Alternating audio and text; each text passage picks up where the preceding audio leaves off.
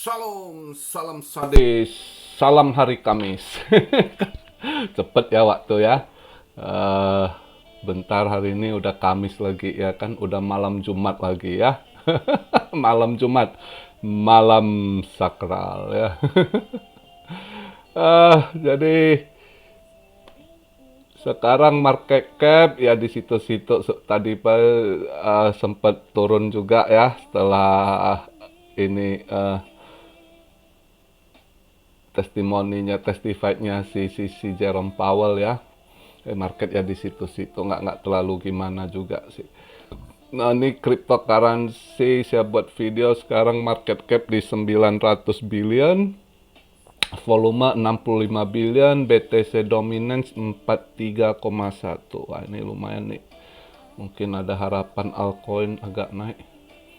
BTC di 20.400, tadi sempat ke 19.900 juga tadi ya. Ethereum 1089 minus 1,2%. Kalau BTC minus 0,4% ya. 0,4, nggak ada setengah persen lah ya. Ini yang agak-agak ini hari ini Matic ya, Matic yang ini hijau tinggi karena dia ini beritanya dia injek dana ke karbon itu ya, itu positif dia dapat ininya, jadi banyak yang ini juga. Sekarang Matic di 49 sen ya, plus 20,5% ya. Uniswap juga agak naik dikit, Uni, karena dia lagi ini market NFT kalau nggak salah ya. Jadi agak sedikit ini, yang lainnya ya banyak yang ini juga lah, pada sideways juga lah ya. Agak sedikit 2 hari lalu yang hijau DeFi, semalam sampai hari ini agak-agak hijau, itu koin-koin NFT ya, kelihatan NFT, koin-koin gaming gitu ya, ada sebagian ya. Market masih inilah, nggak terlalu ini, orang masih ini. Sebenarnya semalam sebelum Jerome Powell speech di Kongres itu market rada hijau tuh, agak-agak naik gitu ya kan, dari tren merah-merah tipis ke hijau. Pas buka market saat itu juga masih agak hijau tipis. Begitu dia ngomong terus kan live itu, aku lihat dia punya perubahan, wah mulai merah karena ya beberapa pertanyaannya juga lah, jawaban dia yang buat orang masih ini ngerasa market itu akan menuju resesi gitu ya, karena dia memberikan satu yang absurd, yang belum jelas, bisa aja terjadi katanya gitu. Lain dengan si Janet Yellen dari kemarin bilang kemungkinan nggak bakal resesi, nggak bisa dipercaya orang, dan hitung dia masih ngeles gitu ya. Banyak tekanan semalam, Kongres agak-agak banyak tekanan, justru dari politisi perempuan lebih ini tegas gitu, lebih nekannya lebih kenceng lagi ya. Terutama yang Demokrat, wanita itu, si Warren apa saya lupa, nah itu dia juga sangat ini neken terus ya. Salah satu sisi neken, mereka banyak juga pemain juga sebab pengen tahu langkah Jerome Powell pinter juga, masih nggak mau beri jawaban. Mereka mau tanya next selanjutnya kamu akan naikkan ke berapa gitu ya kan, antara 0,50 sampai 0,75. Dia masih bilang ya lihat-lihat perkembangan, tiap detik bisa aja berubah gitu ya kan. Tapi ya memang benar ya, mereka lihat ini gitu, masih banyak data-data yang akan nanti mereka tunggu gitu kan, yang untuk buat keputusannya. Makanya si Jerome Powell juga bilang itu nanti next pertemuan baru kita bahas ya. Dia pintar-pintar. Dalam ini dia juga ada ketegasannya yang dia nggak mau jawab, dia ngeles, dia alihkan gitu. Dan dia tetap ke poin utamanya ya. Jadi banyak mereka tanya, terutama ini dia selalu mengulang eh, politisi perempuan siapa namanya saya lupa yang dari Republikan tanya dia saat itu apakah dengan kebijakan-kebijakan yang Fed lakukan seperti quantitative tightening, QT atau dengan menaikkan suku bunga apakah nggak bisa tekan itu harga minyak sama gas gitu ya dia bilang ya nggak bisa dia punya ini kan dia bukan tugas dia soal ngatur harga minyak ini itu kan di luar dari wewenang dia dan juga itu ada organisasi lain gitu ya kan bukan dia yang tentukan gitu jadi dia nggak bisa ini gitu dia cuma tugasnya adalah sekarang bagaimana menurunkan inflasi gitu ya. Tapi kan karena efek dari energi beberapa hal gitu. Maka dia bilang yang bisa dia tekan sekarang dia setel demand dan gimana tetap dia fokusnya jangan sampai terganggu unemployment gitu ya. Terus konsumsi dari masyarakat gitu. Itu yang mereka harus pantau ya kan. Jadi banyak hal dia ditekan tapi dia juga nggak mau beri gambaran gitu.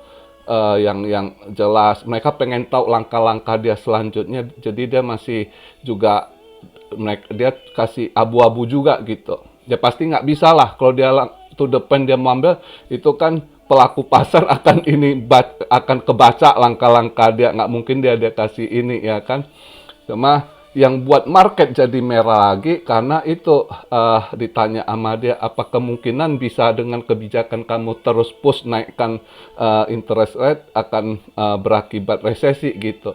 Jadi jawabnya bisa saja gitu kemungkinan. Nah di situ market langsung drop gitu ya kan. Jadi mereka takut resesi. Tapi ya itulah tarik ulur apa ya sebenarnya. Secara saya lihat seperti gambaran sekarang apa yang saya lihat nanti ke depannya memang kita masih nunggu data gitu ya. Banyak orang udah ketakutan, oh resesi gimana ini akan lebih dam lagi, lebih saya justru mungkin kalau saya lihat sekarang langkah selanjutnya antara ini saya mungkin kalau lihatlah bulan depan data-data yang keluar gitu untuk sekarang aja saya kurang yakin dia akan naikkan 0,75 gitu. Saya lebih yakin 0,50 gitu langkah selanjutnya. Tapi banyak orang takut ini kan kalau kita lihat berita atau beberapa termasuk kalau ada Fed yang hawkish, Presiden Fed yang state lain gitu, yang rada hawkish pengennya next 0,75 atau mereka yang gertak market sebenarnya mereka pengen serok barang murah ya bisa aja gitu ya. Semua pemain gitu ya. Tapi kalau secara ini saya flashback kemarin itu masih ingat video-video waktu dia bertemu sama Biden saya kan udah ngomong ini pasti ada sesuatu market akan down gitu pasti ditekan gitu itu udah pasti saat itu saya katakan karena politik ya berbagai hal yang kita lihat mungkin ya begitu mereka udah ngomong seperti yang ini dia akan handle demand dia akan kontrol supply demand ya kan keuangan itu bank putar mungkin di situ dia akan tugas dia mungkin saat dia ketemu sedangkan untuk energi mungkin ya kesepakatannya Biden harus solve it gitu kan karena itu pemicu juga, faktor utama juga pemicu inflasi kan sedangkan si Biden selama ini kan kebijakannya kebijakan ngawur gitu ya kan banyak dipertanyakan gitu lu nutup pipeline kamu negara kamu nggak mau drill minyak kamu pergi ngemis ke negara penghasil minyak Arab Saudi terus dilecehkan mereka kesel gitu lihat dia kan apa game yang dimainkan sebenarnya dia kalau saya lihat justru ada game lain yang dia mainkan gitu ya kan sengaja krisis ini dipertahankan juga ada satu hal kalau kita lihat skenario-nya gitu. Kalau kita lihat ini justru ini mau mereka menguatkan dolar mereka lagi gitu ya kan. Dengannya banyak negara semakin jatuh bangkrut, pasti sasarannya Pak pinjamannya ke IMF ya kan.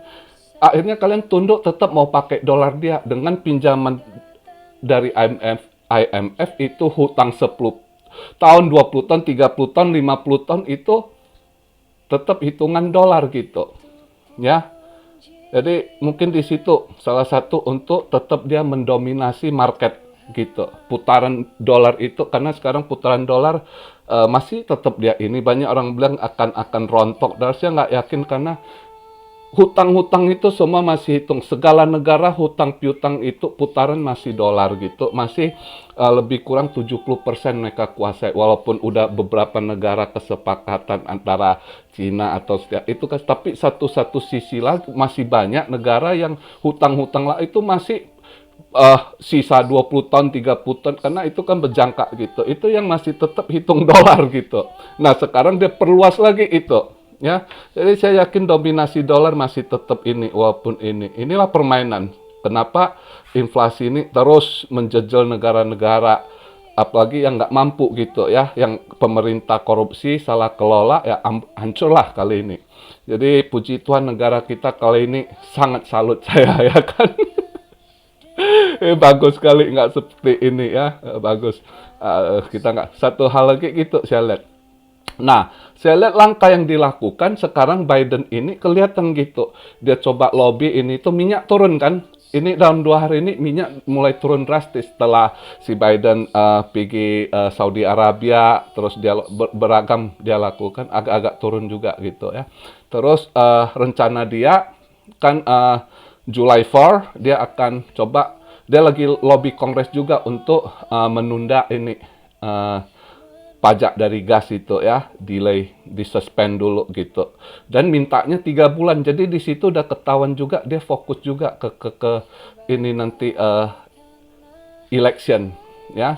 Ini sangat ini. Jadi di situ politik mereka tekan ini, maka market dalam ini mungkin ya lihatlah. Saya lihat masih jangka akhir Jun ini masih agak ini rancu, mungkin ada turun juga atau apa, tapi turun seberapa kita nggak tahu, tapi saya nggak yakin akan dam lagi seperti 17.000 something. Saya rasa 17 something tuh udah bottom loh, tapi nggak tahu lah, kita lihat ya. Itu saya punya analisa untuk sementara ini. Kalau lihat minyak udah mulai turun ya, terus gas nanti kalau dia bisa deal, bisa di pending gitu, disuspend untuk 3 bulan ini, itu akan turun gitu. Jadi inflasi akan tertekan. Dengan begitu market mungkin akan sedikit stock market atau apa mungkin. Maka saya rasa bulan-bulan 8 itu market agak bagus saya rasa.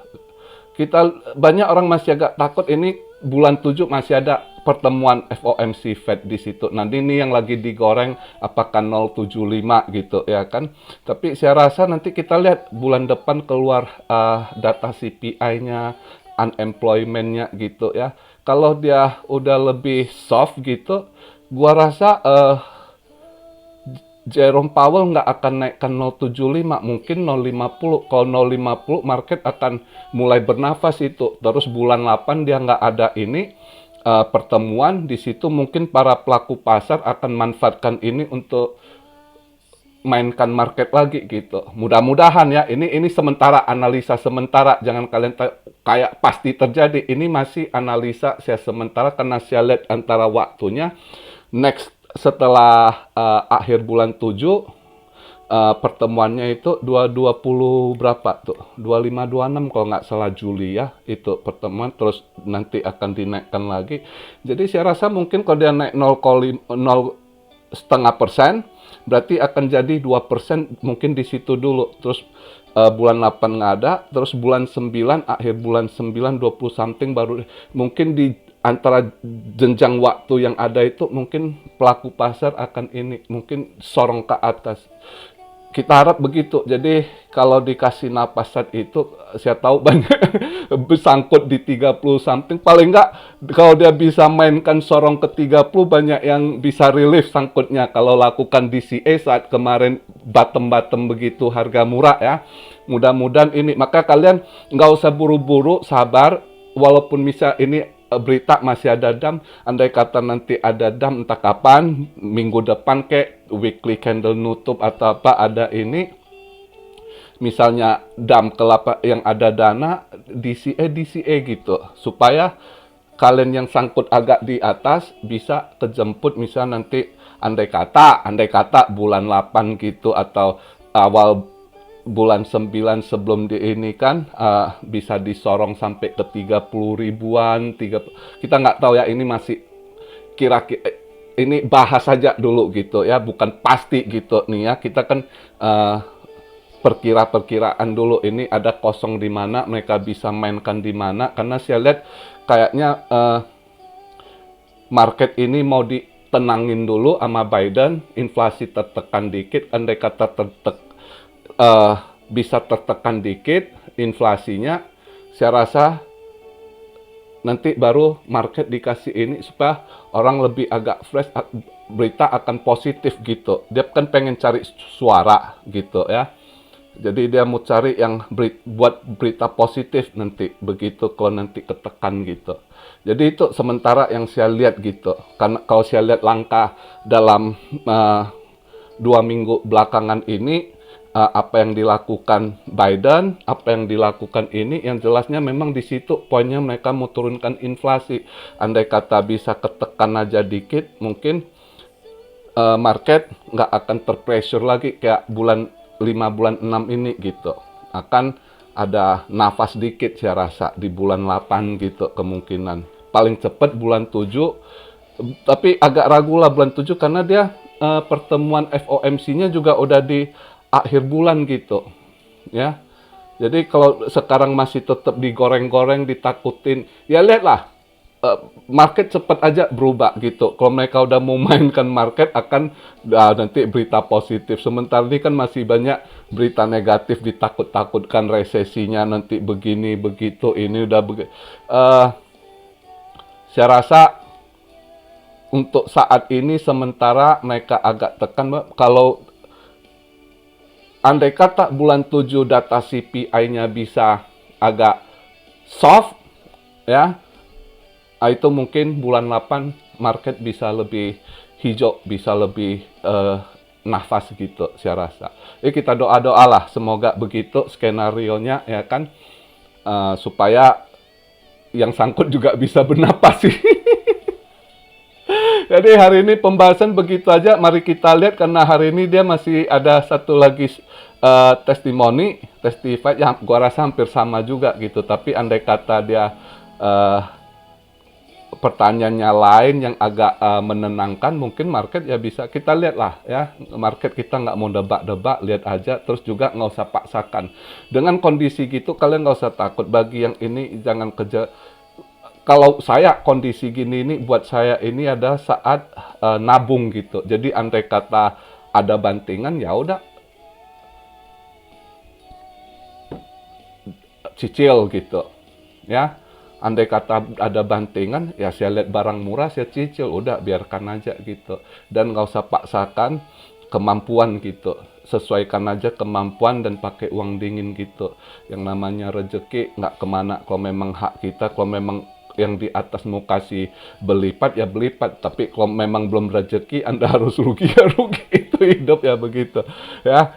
Yang penting kita selalu hati-hati, kalkulasi langkah kita ya. Terus kalian juga Dior, apapun berita sekarang ini termasuk apa yang saya sampaikan itu bukanlah suatu mutlak kepastian gitu. Kalian sendiri yang harus melakukan research on research, kalian Dior juga ya kan, dan Dimor ya.